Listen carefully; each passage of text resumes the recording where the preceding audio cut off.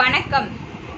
நோக்க குழையும் அனிச்சம் முகம் திரிந்து நோக்க குழையும் விருந்து அனிச்ச மலரை மோந்தவுடன் வாடிவிடும். அதுபோல முகம் மலராமல் வேறுபட்டு கண்டவுடன் விருந்தினர் வாடி நிற்பர். விருந்தினர்கள் அப்படின்னா யாரு?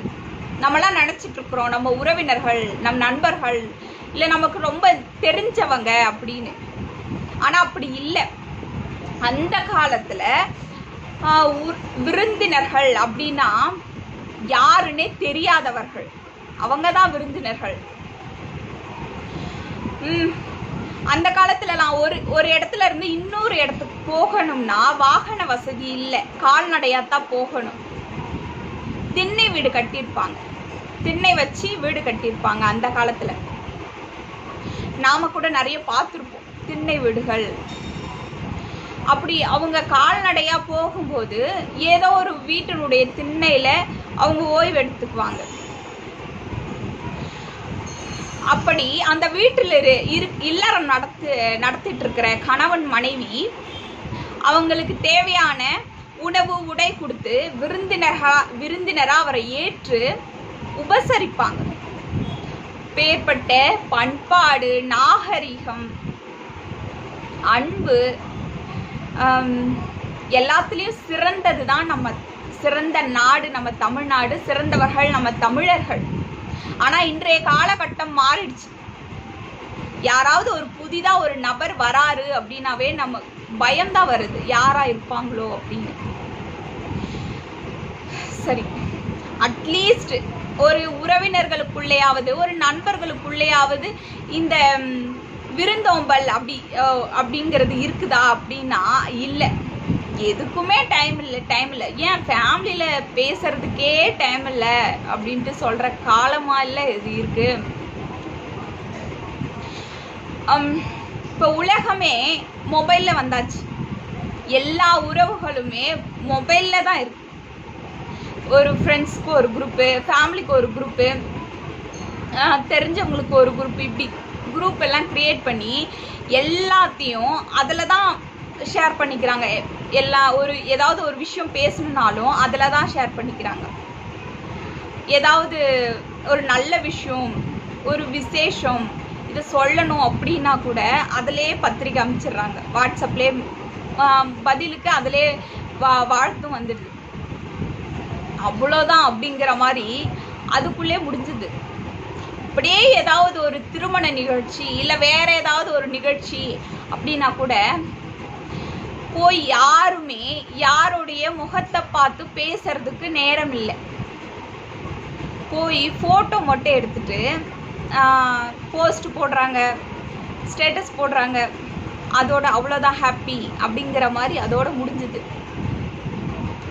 இதில் உண்மையாகவே இது என்ன நடக்குது அப்படின்னா, இப்போலாம் ஒரு வார்த்தை ரொம்ப காமன் ஆயிடுச்சு. ரொம்ப டிப்ரெஷனாக இருக்கிறேன், ரொம்ப லோன்லியாக இருக்கிறேன், ரொம்ப டென்ஷனாக இருக்குது அப்படின்னு. எதனால இப்படி? அதான் இவ்வளோ கான்டாக்ட்ஸ் இருக்கு இல்லையா? நான் எவ்வளோ பேசிக்கிட்டே தானே இருக்கிறோம், டெய்லி பேசுகிறோமே, வாட்ஸ்அப்பில் மெசேஜ் பண்ணுறோமே. ஏன் இந்த வார்த்தைகள்? ஏன் இந்த காலகட்டத்தில் இவ்வளோ டிப்ரெஷன் ஏன் வந்துச்சு? அப்போலாம் அந்த காலத்துலலாம் அடிக்கடி விருந்தினர்கள் வருவாங்க. நம்மளும் விருந்தினராக இன்னொரு வீட்டுக்கு போவோம். பேசி சிரிச்சு மனசுல இருக்கிறதெல்லாம் கொட்டிட்டு நம்ம ஃப்ரீ ஆயிடுவோம். நம்ம மனசுக்குள்ள எந்த மன இறுக்கமும் இருக்காது. அப்படி ஒரு வழக்கம், அடிக்கடி விருந்தினரா போற ஒரு வழக்கம் அப்ப இருந்தது. ஆனா இந்த காலகட்டத்துல அது இல்லாமே போயிடுச்சு இல்லையா? அப்படியே ஒரு வீட்டுக்கு நம்ம விருந்தினரா போயிட்டோம்னா கூட, என்ன திடீர்னு வந்துட்டீங்க, வரன்னு கூட சொல்லவே இல்லையே, இன்னும் என்ன இப்படியெல்லாம் கேட்குறாங்க இல்லையா? என்ன திடீர்னு வந்துட்டீங்க, ஏதோ விசேஷம் போலையே, ஏதோ காரணம் இல்லாமல் வரமாட்டீங்களே, ஏதாவது காரணம் இருக்குமே வந்ததுக்கு. இப்படித்தான் உபசரிப்பே இப்படித்தான் இருக்குது. அவங்க என்ன ஆவாங்க நினைச்சு பாருங்களேன். அந்த விருந்தினர் என்ன ஆவாங்க? நம்ம இப்படியெல்லாம் பேசும்போது அந்த விருந்தினர் என்ன ஆவாங்க? ஏண்டா வந்தோம் அப்படிங்கிற மாதிரி அவங்க முகமே வாடிடும். அது கூட எப்படி பேசிக்கிறாங்க, 4 பேர் சேர்ந்தாங்கன்னா அந்த மொபைல் பார்த்துக்கிட்டே தான் ஒவ்வொருத்தருமே பேசுறாங்க. இது என்ன மாதிரியான ஒரு நாகரிகம் அப்படிங்கிறதே தெரியல. ஏன்னா உலகத்துக்கே இப்படி ஒரு பண்பாட்டையும் ஒரு கலாச்சாரத்தையும் ஒரு விருந்தோம்பல்லையும் கொடுத்ததே நாம தான். ஆனா நம்ம கிட்டயே அது இப்ப இல்லை அப்படின்னும் போது ரொம்ப வருத்தப்படக்கூடிய ஒரு விஷயமா இருக்கு. நம்ம ஒண்ணுமே செய்ய தேவையில்ல, எதுவுமே வேண்டாம், எல்லாம் புரிஞ்சுக்கலாம். நேரம் இல்லை, யாருக்குமே நேரம் இல்லை, அது உண்மைதான். அட்லீஸ்ட் ஒரு 10 நிமிடமாவது அவங்கள வரவேற்று முகம் மலர்ந்து அன்பு அனுசரணையா பேசும்போது அதுவே போதும் இல்லையா? நம்ம விருந்தோம்பல்ங்கிறது நம்ம என்னமோ வெரைட்டியாக நம்ம சமைச்சு கொடுக்கறது, இல்லை காஸ்ட்லியாக கிஃப்ட் கொடுக்கறது, அப்படியெல்லாம் எதுவுமே வேண்டாம். நம்ம அன்பாக நம்ம பேசினாவே போதும். நீங்கள் எங்களுக்கு முக்கியம் அப்படின்னு முக்கியத்துவத்தை அவங்களுக்கு கொடுக்கும்போது அவங்க ரொம்ப சந்தோஷப்படுவாங்க.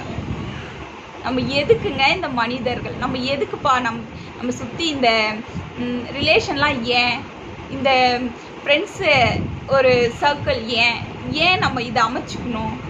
அன்பாக பேசுறதுக்கு தானே, இல்லையா? அது கூட இல்லைன்னா எதற்காக இந்த உறவுகள், எதற்காக வாழ்க்கை அப்படிங்கிறதே ஒரு கேள்விக்குறியா இருக்கும் இல்லையா?